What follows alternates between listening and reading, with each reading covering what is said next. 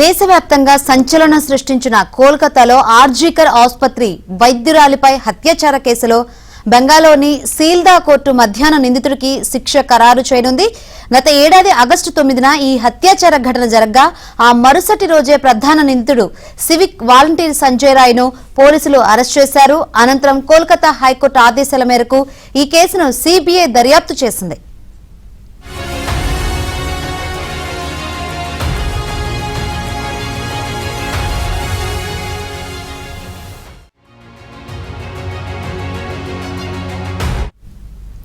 నిందితుడు సంజయ్ రాయ్ కు మరణశిక్ష విధించాలని న్యాయస్థానంలో సిబిఐ వాదించింది. డిఎన్ఏ రిపోర్టులు సహా అనేక ఆధారాలను న్యాయస్థానం ముందు సిబిఐ ఉంచింది. సంజయ్ రాయ్ తరపు న్యాయవాదులు మాత్రం తమ క్లయింట్ నిర్దోషి అని, అతనికి వ్యతిరేకంగా సాక్ష్యాధారాలను చిత్రీకరించి ఈ కేసులో ఇరికించారని వాదించారు. జనవరి 9న ఈ కేసులో వాదనలు పూర్తయ్యాయి. సంజయ్ రాయ్ ను దోషిగా తేల్చుతూ సీల్దా కోర్టు తీర్పు వెల్లడించింది.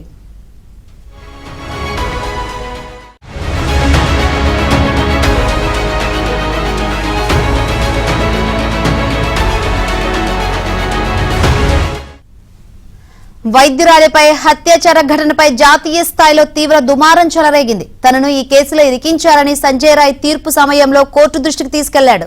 ఈ నేపథ్యంలో శిక్ష ఖరారుకు ముందు మాట్లాడేందుకు అవకాశం ఇస్తామని సంజయ్ రాయ్ కు న్యాయమూర్తి తెలిపారు.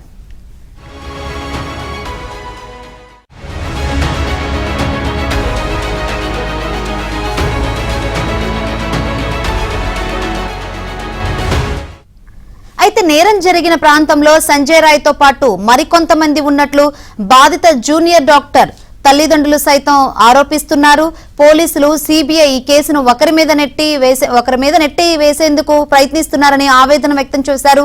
కాగా దేశవ్యాప్తంగా సంచలనం సృష్టించిన ట్రైనీ డాక్టర్ హత్యాచార కేసుల నిందితుడికి కోల్కతాలోని సెషన్స్ కోర్టు ఎలాంటి శిక్ష విధించబోతుందనేది ఉత్కంఠగా మారింది.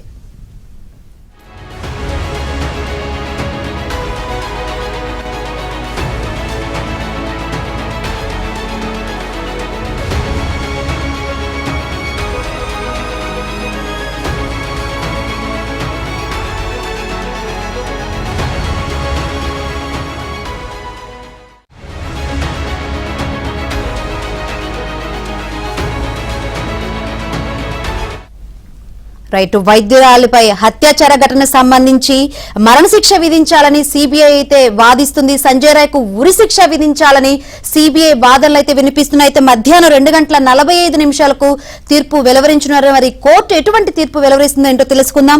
మా ఢిల్లీ ప్రతినిధి సతీష్ సిద్ధంగా ఉన్నారు. సతీష్, మరణశిక్ష విధించాలి అని సిబిఐ అయితే వాదిస్తుంది. మరి ఇటువంటి కేసులో ప్రత్యేక కేసుగా పరిగణించాలని సిబిఐ కోరుతుంది. అంటే ఇటువంటి కేసులో ఎటువంటి శిక్ష ఉండే అవకాశం ఉందంటారు?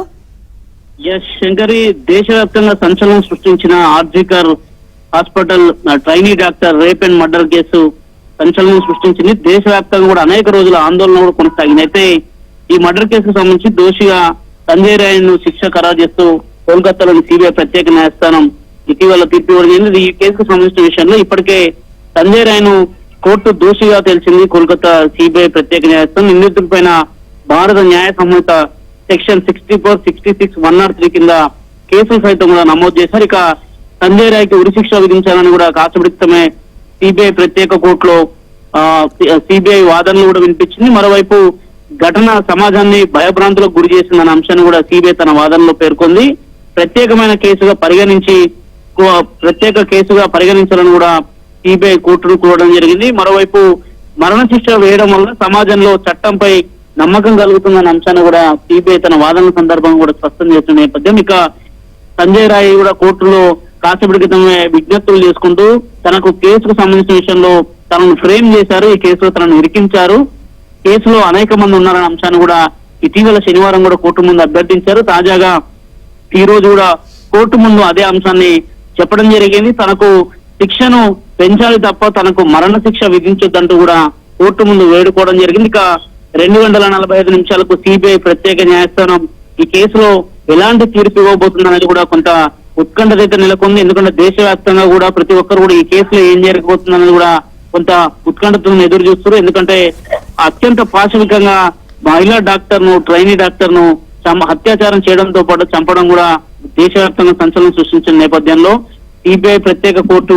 ఆయనకు మరణ శిక్ష విధిస్తుందా లేదంటే జీవితాంతం జైలు విధించే అవకాశం ఉందా అనేది కోణంలో కూడా చూస్తున్నారు. కానీ సిబిఐ మాత్రం తన వాదనల సందర్భంగా ఖచ్చితంగా మరణ శిక్ష విధించాలి. సమాజంలో ఇది ఒకటి అందరికి కూడా ఇది ఒక సమాజంలో ఇది ఒక నమ్మకం కలగాలంటే ఖచ్చితంగా ఉరిశిక్ష విధించాలని కూడా డిమాండ్ చేస్తుంది. గతంలో కూడా కోల్కతాకు సంబంధించి బెంగాల్ చీఫ్ మినిస్టర్ ఉన్న మమతా బెనర్జీ సైతం కూడా ఇతనికి కఠిన శిక్ష విధించాలి, మరణ శిక్ష విధించాలని కూడా డిమాండ్ చేసిన నేపథ్యంలో 2:45 సిబిఐ ప్రత్యేక న్యాయస్థానం తీర్పు ఎలాంటి తీర్పు ఇవ్వబోతున్నది కూడా కొంత చర్చనీయాంశంగా మారిపోయింది. ఒకవేళ అతనికి కాక ఇప్పుడు సిబిఐ ప్రత్యేక న్యాయస్థానం కాక ఉరిశిక్ష విధిస్తే దానికి జరగబోయే పరిణామాలు కావచ్చు, సుప్రీంకోర్టుకు వచ్చే అవకాశాలు కూడా ఉంటాయి, సుప్రీంకోర్టులో అభ్యర్థన చేసుకునే అవకాశాలు కూడా ఉంటాయి. కాబట్టి ఖచ్చితంగా సంజయ్ రాయ్ కు ఎలాంటి శిక్ష విధిస్తుందనేది కూడా కొంత ఆసక్తికరంగా మారింది.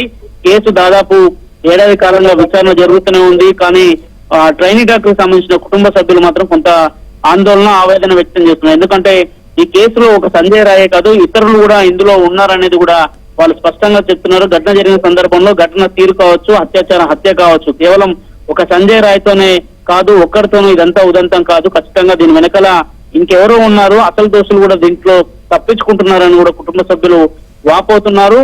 అయితే ఈ రోజు సంజయ్ రాయ్ ఇచ్చే స్టేట్మెంట్ ఆధారంగా కోర్టు ముందు ఆయన ఇచ్చే అభ్యర్థనల ఆధారంగా కూడా కోర్టు ఈ కేసులో మరింత విచారణ జరపమని సిబిఐని ఆదేశిస్తుందా లేదంటే కేవలం ఒక సంజయ్ రాయ్ కి మాత్రమే ఈ కేసులో పనిష్మెంట్ ఇచ్చి వదిలేస్తుందనేది కూడా చూడాల్సింది Shankar. Right, thank you Satish.